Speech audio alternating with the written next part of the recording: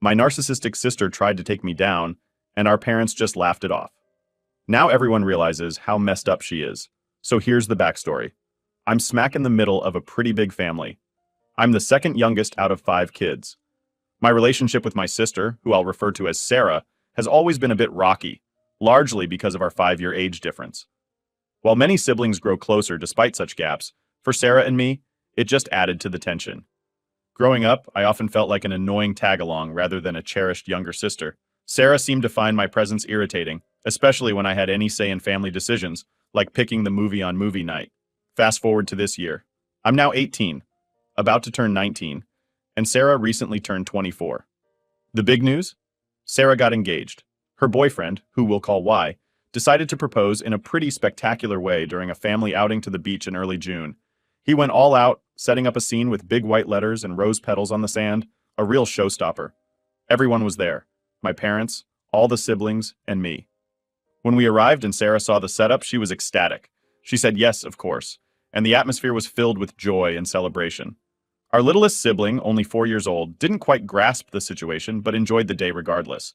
But here's where the fairy tale ends and the drama begins. Post-proposal, Sarah seemed to transform overnight into a full-on bridezilla, and it seems my mom might have unwittingly encouraged her behavior. Since I'm her sister, Sarah automatically included me in the bridal party, which meant I got a front-row seat to all the chaos that ensued. Here's a breakdown of the demands and plans that Sarah has laid out, turning her wedding preparations into a bit of a nightmare for those involved. 1. Bridesmaids' expenses. Dress. Each bridesmaid is expected to purchase their own dress. The cost? A whopping $300 for a blush pink dress that matches her color theme. Shoes and styling. On top of the dress, we need to buy specific blush pink shoes and pay for our own hair and makeup on the day, which isn't cheap. 2. Pre-wedding events. Bachelorette spa day. Sarah has planned a luxurious spa day that costs each bridesmaid $800. It's meant to be a day of relaxation, but the price tag is anything but relaxing. Bachelorette weekend in Toronto. For her bachelorette party, Sarah wants to fly out to Toronto and stay at the fancy Fairmont Hotel for a weekend. Just the hotel stay is estimated to cost around $1,000 per person. Dress fittings. We're required to attend multiple dress fittings, not just for ourselves, but primarily to support her. Each bridesmaid is also responsible for paying for their own dress alterations, which could add up to another $300. 3. Wedding planning involvement, cake and catering tastings. Sarah expects all bridesmaids to be present for selecting the wedding cake, the venue, and the catering, which includes paying $25 each just to participate in the tastings. 4. Wedding attendance costs. Reservation fee. All guests, including the bridal party, are asked to pay $150 to reserve their spots at the wedding. Gift expectations. Gifts must be either cash, a check, or an item strictly from her registry list.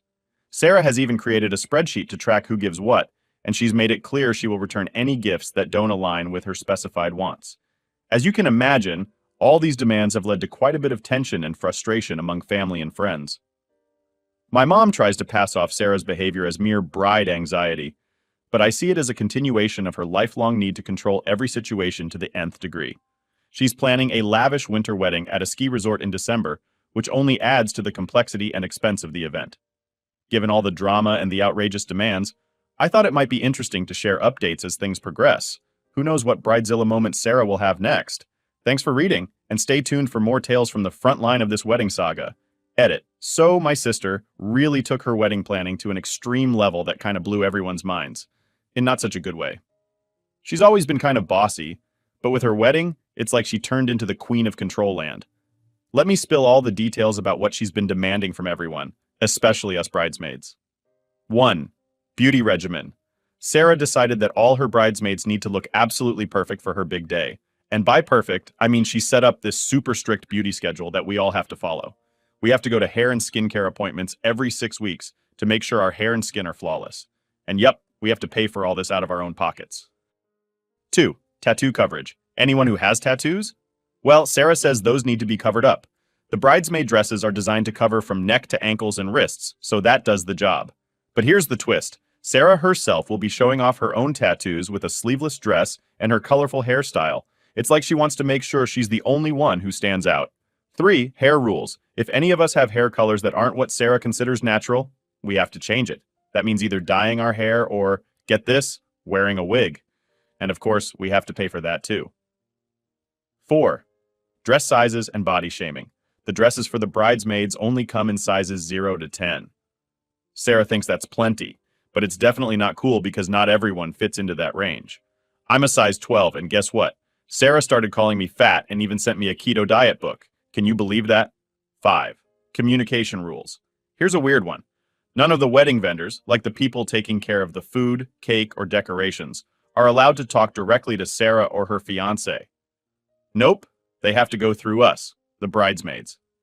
Sarah set up a special email just for wedding stuff, and we all have access to it. She expects us to know exactly what she wants without having to ask her, which is pretty much impossible and drives my mom nuts. 6. Guest deposits.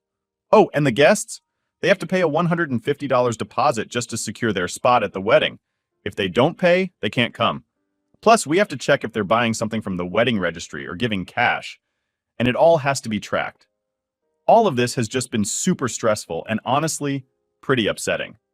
It's like Sarah is trying to script her perfect day without caring about anyone else's feelings or budgets. My mom is super stressed about all these rules and costs, too. She's worried about the guests and us, wondering why everything has to be so controlled and expensive. Edit 2. So after sharing all the crazy wedding drama and the super controlling stuff my sister Sarah has been pulling, a lot of you have been reaching out. It's made me realize that maybe my family dynamics aren't exactly what you'd call normal. It's kind of eye-opening, you know? I always thought this was just how families are, but turns out it's not really typical for things to be this intense or stressful. After reading all your comments and messages, I've decided to take some big steps to sort things out for myself. First things first, I'm planning to look into getting some therapy. My university offers counseling services, and I think it could really help me handle all this stress and maybe understand my family better. It's a bit scary to think about opening up to a stranger, but I think it's necessary. Another thing I'm going to do is try to move into my university residence a bit earlier than planned. Being at home is just too much right now, especially with all the wedding stuff and family pressure. I need a little space to breathe and think, and moving into residence early could give me that peace. Some of you have been super helpful with practical advice too. One person slid into my DMs with some really good tips about getting more control over my personal stuff. They suggested I should get my mom off my bank account because, believe it or not, she's still linked to it. That's pretty wild considering I'm 18 now and should probably start handling my own money. I'm planning to head to the bank to sort this out. I'll need to talk to the bank people about how to make my account just mine, which feels like a big adult move. The same person also reminded me to grab important documents like my birth certificate from my family files. This is super important because having those documents means I can be more independent and not have to rely on my mom or dad for every little thing. Speaking of parents, I texted my mom today while I was at work. I asked if she and my dad could sit down and have a serious chat with me about all this. I suggested we talk tonight when Sarah is over at her fiance's place, so it's just us. No distractions, no interruptions.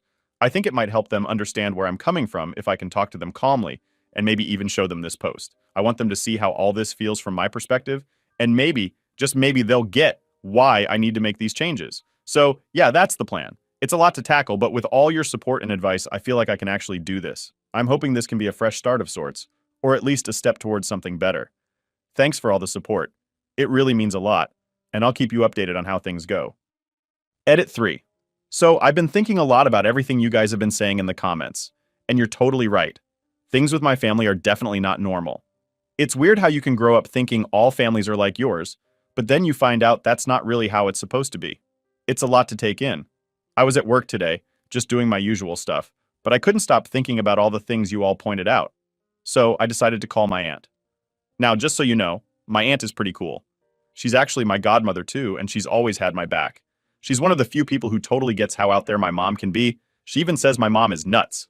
We had a long talk on the phone about everything, not just the crazy wedding demands from my sister Sarah, but also how my parents have been treating me differently from my siblings since I was little. That's what you call favoritism, where parents sort of pick favorites among their kids, and it's not fair. My aunt really listened and understood where I was coming from, which felt awesome, because sometimes it feels like I'm overreacting, but she confirmed I wasn't. My aunt thinks I need to sit down and have a serious heart-to-heart with my parents. Not just about the wedding stuff, but about how things have been since I was a kid. She said it's important to clear the air and let them know how I've been feeling. Honestly, that's kind of scary to think about, but she's right. She also said she'd be on standby for me, which is super reassuring. Here's the plan. Once my shift at work is done, I'm going to head home and pack a quick overnight bag. My aunt said she'll swing by and pick it up so I can have some essentials ready, just in case I need to crash at her place for a bit after the talk with my parents. You never know how these conversations will go, and it's good to be prepared. Relevant comments before the update. Overall, she's going to have to accept that finances rule a lot of people's lives, and that if she's not going to come back down to earth, it's going to keep people from being able to participate like you hope. That's what I tried to tell her, but she won't listen. Her fiance makes $120K plus a year as a tech dude, and she's an accountant making $100K herself, so it's easy for her to afford this. Tell your mom and sister that you won't participate until someone pays all of your costs. Your mom should not try to keep the peace when your sister is a raging harpy. I hope her fiance backs out. Okay, he won't. He loves her spice. He's a very calm man now, so they match really well. He's the only one who can calm her down. How does his family feel about the admission fee to his wedding? It's normal on his side of the family. They say it's normal in Italian families, but I just found out it isn't. This is insane. I completely agree with you. The problem for me is that I can't afford it without going into debt for my student loans.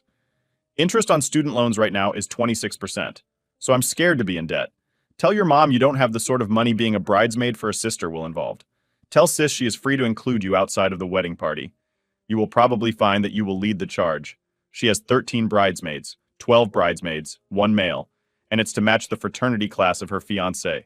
He had 13 people he became brothers with in his class. I don't know what it means, but it's special. So if I drop out, 2 of the guys would need to walk together. Let the opposite important comment by OP. I have talked to her. She says it's my job as her sister to save up. Mom and dad are paying for the wedding almost $100,000, so they can't give me the $2,000 for my expenses. I'm going to university in the fall, and my tuition is $17,000. Weird parental choices here. $100K for a wedding, but let a child pay their own tuition. Did your sister go to college? I'd be asking my parents to pay my college fees, etc., and telling them I don't want a $100,000 wedding equal to the kids. Also, if they can spring for $100,000, then what's another 2? AP tuition has always been ours to pay. Mom and dad saved money for everyone's wedding or honey. Update 1. So where to start? A week ago, I was all set to update you all on the situation with my sister and the crazy wedding demands. But life, as usual, threw a curveball. We had planned to sit down as a family and talk everything out. But just as we were about to get into it, my mom suddenly said she felt really sick and went to bed, super early, around 6 p.m. This wasn't like her, so it threw everyone off. Her feeling unwell lasted longer than just that night, which meant putting our big family discussion on hold. In the meantime, chaos ensued as we had to help my sister move into her fiancé's place. It was all-consuming and distracting. By the time we got her settled in and everything calmed down, it seemed like my parents had completely forgotten about our planned discussion. It just slipped their minds, pushed aside like it wasn't important. We finally circled back to our big talk 2 days ago. I needed a whole day afterward just to process everything we talked about because, honestly, it was a lot to take in. Here's the kicker. My dad didn't know half of what was going on. He was under the impression that he was just covering some of the wedding expenses, like my sister's dress and part of the honeymoon. But there was so much more he wasn't aware of. Let me back up a bit and explain the money situation, which is kind of at the heart of a lot of these issues. My parents set up accounts with $25K for each of us kids for when we turned 19 or started post-secondary education. It was meant to be our money to use as we saw fit. I just turned 19, and my dad was getting ready to transfer my share to me when all this blew up. But here's where it gets complicated. Shortly after my sister got engaged, she had this big heart-to-heart with my mom where she played the victim card, saying she felt left out and overlooked. My mom, bless her, tends to be a bit too soft-hearted and ended up feeling really guilty. This led to a decision that, unbeknownst to my dad, would stir up a lot of drama. Since my 2 older brothers are in the military and their major expenses like education and housing are covered, they hadn't touched their $25K. This left $50K just sitting there. Combine that with the $25K from my sister's account and my $25K, and suddenly, there's a lot of money in play. My mom decided to redirect some of this money to fund my sister's increasingly lavish wedding plans. My mom figured that since I had saved up $17,000 on my own, she could just give me $15K later for something like a car, a house down payment, or even my own wedding, assuming that would be enough. What she didn't realize was how this would affect everyone else, especially me. Now, about my sister, she's always been kind of manipulative. She knows exactly how to play on people's emotions. Thanks to some insightful comments from you all and resources from various subreddits, I've started to see the patterns clearly. My sister used my mom's guilt over past issues to her advantage. Here's some important background. When I was born, my mom suffered from severe postpartum depression and had to be treated away from home for 4 months. This left my dad to juggle everything with a newborn, two young boys, and my sister, who was about 5 at the time. We had a nanny to help out, but obviously the nanny couldn't replace the emotional connection with our mom. This affected my sister deeply. She felt abandoned and left out, especially since the nanny was more focused on taking care of me as a baby. When my mom returned, instead of being angry with her, my sister directed all her bitterness and resentment towards me. I became the symbol of why she lost her mom's attention. It even escalated to her trying to smother me with a pillow once, though our family later laughed it off as her way of coping. This should have been a red flag, but everyone just saw it as a quirky family story. As we grew up, my sister's tactics evolved from fighting over toys to manipulating situations to get more significant things, like trips or even controlling how the family money was spent. This latest scenario with the wedding funds is just the latest chapter in a long history of her using emotional manipulation to get her way. Throughout all this, my dad has been my rock. He's been more like a best friend than just a dad. My relationship with my sister was okay for a few years when I was younger, but it soured again when my mom unexpectedly got pregnant with our youngest sister. This new pregnancy somehow reignited all my sister's old resentments and insecurities, and once again, I became the target of her anger. So that's the full story, as complex and messy as it is. Sharing this has been both tough and therapeutic. I'm still trying to figure out the best way to navigate all this family drama, but having a place to talk about it and getting your support means the world to me. I'll definitely keep updating as things develop. Thanks for sticking with me through this long update. Update 2. So now that the background information is complete, here's what happened. A day after my sister moved out, I asked my mom and dad to please finally have the conversation with me. Mom was feeling better, so we sat down and started talking. I told them how I felt, how much of a financial toll it would be on me, how it wasn't fair, etc. Well, Dad blew up. He didn't know about the $100,000 or the things the sisters were doing, etc. He didn't like the fact that Mom used a lot of your father, and I agreed to talk even though they had an I showed group chat screenshots. We worked through the wedding issue I don't have to attend and the $25 for me issue. Dad is signing it over early. When I was asked to go to my room for a bit because Dad and Mom wanted to talk. They settled the budget issue on their own. Dad then asked why I didn't feel comfortable talking to them earlier, so I showed them this post.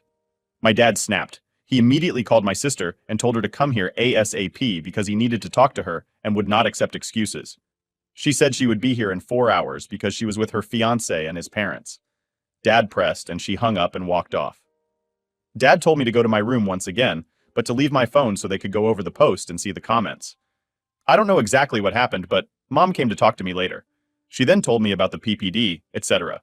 I didn't know about it earlier. We solved our issues, and I finished by asking if my sister would go to therapy because Mom was convinced that the 4-month leave caused this stuff in her. She said she tried, but couldn't force it. I told her if her sister doesn't go, I'm going NC with her, and possibly LC with Mom. Dad then joined the conversation and assured me I would get my money and I wouldn't have to go to a wedding if I didn't want it. Since her sister is charging $150 per guest, she can pay for her grandson's wedding through that soon-to-be bill and his family aren't paying for HD. Apparently so, now they have to. Or his sister doesn't get to have her ski hill wedding. Speaking of the $150 fee, y'all were right. It was her sister who concocted the whole thing and told Mom it was an Italian thing. We talked to Sister Mill when she dropped her sister off. Sister Doesn't Drop a Mill was shocked that Sister had said that there is apparently a money dance, but there is no $150. So on to what happened when my sister came back. She came after 5 hours, and while Mill was there, she was sweet as pie. But when Mill left Olork the gates to hell, she demanded why Dad disturbed the peaceful evening and demanded he drive her back. Dad said he didn't care, and to sit down she refused, and they fought. Finally, she sat down after Dad started pulling out various tricks, including money or telling Mill about her true nature, which I guess her fiancé hasn't seen much of. I was excused from my room again. There was a lot of angry yelling back and forth, and a lot of manipulation from her sister, including threats of LC and C or not seeing possible grandkids in the future.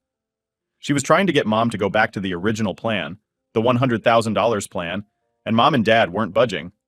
The fighting continued and stopped when my dad yelled, saying Mom isn't her punching bag and her PPD is not her fault, and if she was that angry about it to go to therapy.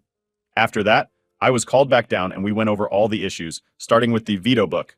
My sister, trying to defend me, saying I was fat and lazy, but my dad defended me. Sister started to cry and Mom told Dad to be a little softer, which he did. We finally discussed everything and I felt like part of the family instead of like a punching bag. Sister eventually got an Uber and left because she was being attacked. We're going to wait until Christmas time when brothers are back in town so we can all discuss what we need as a family to go forward and be healthy, but it will most likely be therapy or cutting her out. Mom and Dad are still figuring out the full budget issue with my sisters and lost. My parents told them that for such a wedding to happen, everyone would need to contribute in laws. Agreed that $100,000 for a wedding is insane. Last I heard, her sister will get her $15K for the wedding, which is basically $5K because of the $10K dress since it's already ordered. The other $10K is being held for something tangible. And then her in-laws are being generous and helping with $15K 10 to the wedding, 5 to the honeymoon. As for my schooling, Dad and I are going to the bank tomorrow, and we're going to pay the cancellation fee for the loan. I had to take out. The loan only officially starts when I start school, so thankfully the cancellation fee is very small. My dad is paying for the fee because he admits that I should have never had to take the loan out. My parents agreed that my first year of university, along with housing costs, would not come out of my budget $17K or $25K, so they would pay themselves. The full amount that they budgeted for. Me is going to be transferred into something called a TFSA for later in life.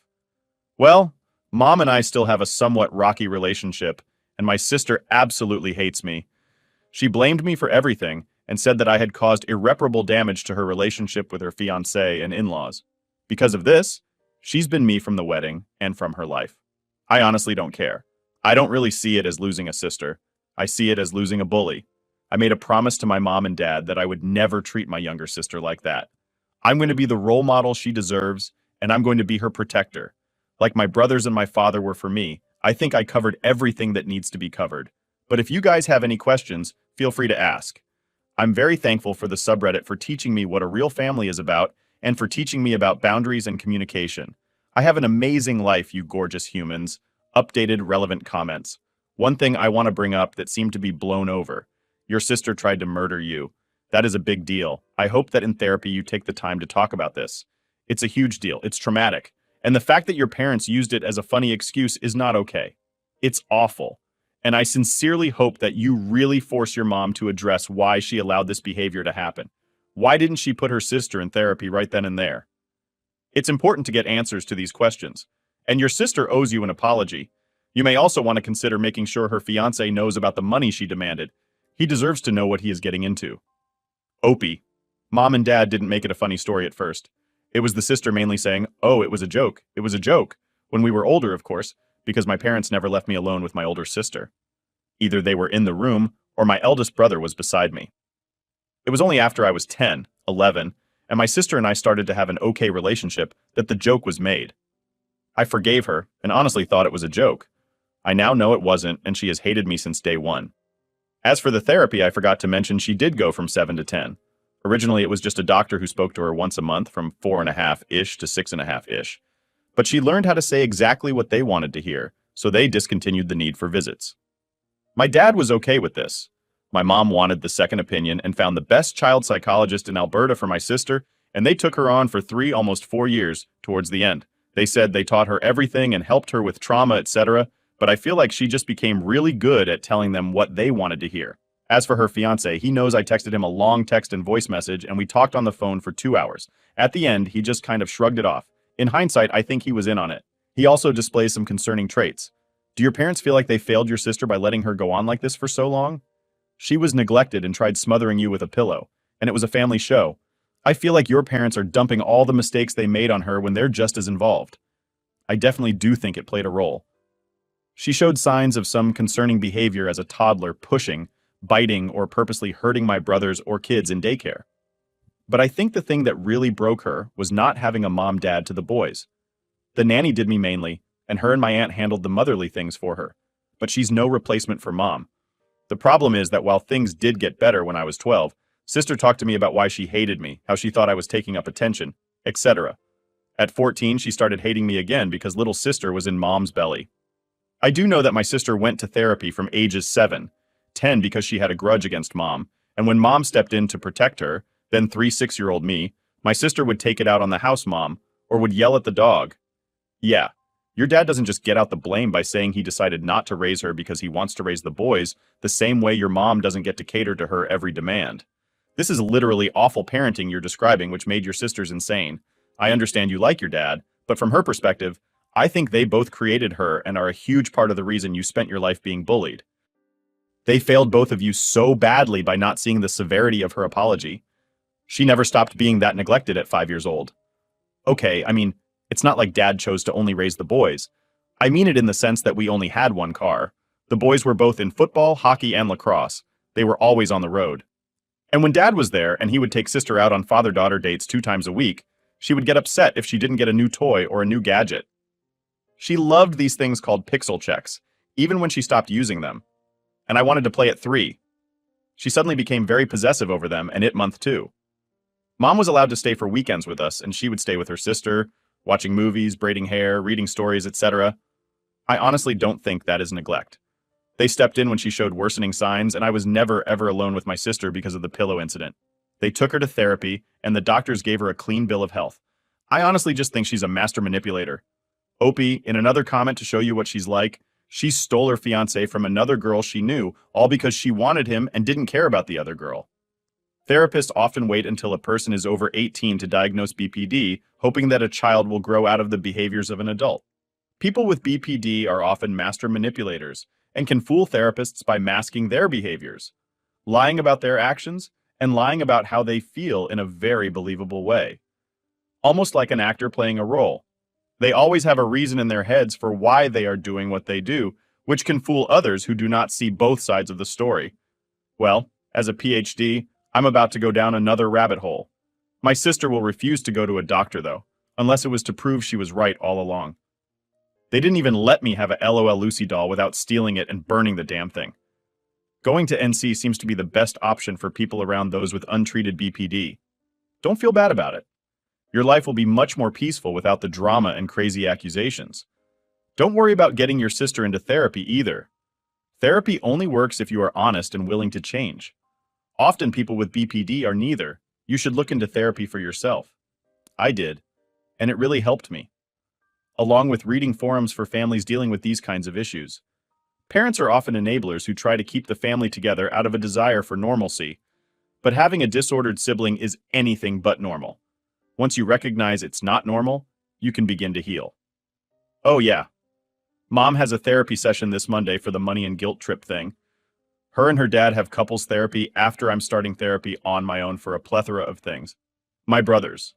Well, there are hundreds of kilometers away, so I don't know what's going on with them. And my sister is playing house. My little sister wasn't there when the argument happened. We made sure she had a play date with her friend from daycare. Update 3. 3 months later. Hey everyone. I figured I would update you since it's been a very long time.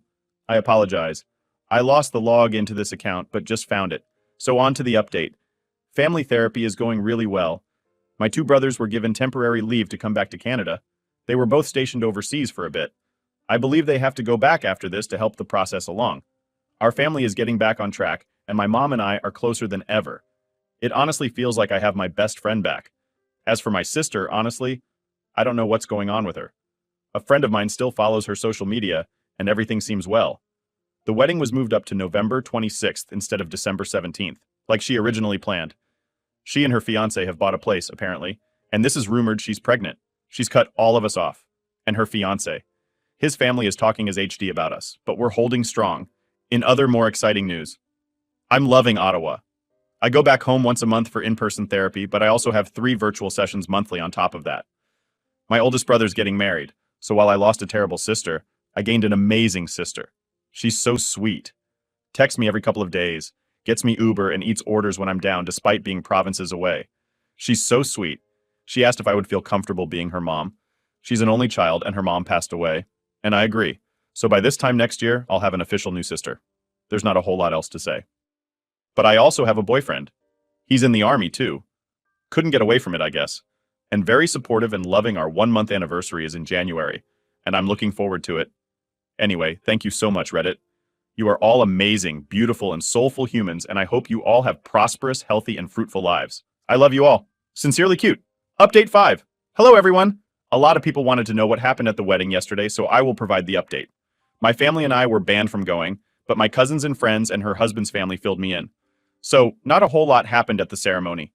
The Mog mother of groom, showed up in an off-white dress, and a few people brought their kids, despite it being a child-free ceremony. But no true drama happened until the reception. I somewhat feel bad for my sister because of this, but the MOG invited one of the groom's exes, I guess, to hope that it would break them up, but it didn't work. She tried to get between my sister and her now husband, but her husband and I give him props for this. Told her to leave. Honestly, all around it wasn't dramatic. They made it to the altar and are leaving for their honeymoon today or tomorrow. But one thing that was confirmed is that my sister is definitely pregnant at the end of the wedding speeches. The groom said his with a slideshow, and the last slide was an ultrasound picture and baby. Last name. Sorry, it isn't much of an update.